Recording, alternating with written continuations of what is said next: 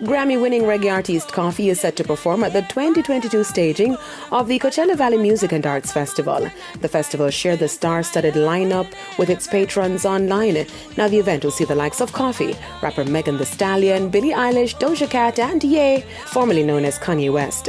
Koffee was previously booked for the festival in 2020 but did not perform due to a spike in COVID-19 cases. The Toast hitmaker will join dancehall artist Sean Paul, Protege and reggae singer Chronix, who've all performed on the show. However, this moment will mark the first time a female Jamaican artist will perform at the event. The Coachella Valley Music and Arts Festival is an annual music and arts festival held at the Empire Polo Club in California. The event is scheduled for the weekends of April 15 and April 24. Dancehall artist Lali arrived in the United Kingdom, where he is scheduled to headline a 2-week tour. Lali will perform at his live concert, which will commence in London before moving to other cities.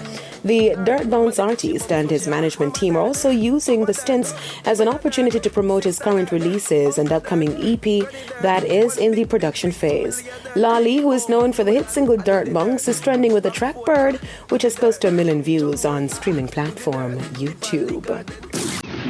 Now, American singer and songwriter Mariah Carey recently announced the release of a children's book titled The Christmas Princess, a fairy tale for holiday lovers of all ages. In a tweet online, Carey stated that the character represents her inner child believing in her own vision, and she is hoping to encourage other children to believe in themselves. The book is co-written by Michaela Angela Davis, who also worked with Carey on her 2020 memoir, The Meaning of Mariah Carey. The Christmas Princess will hit bookstores in the fall of 2022. I am Deidre Gordon reporting for ePrime. Be safe.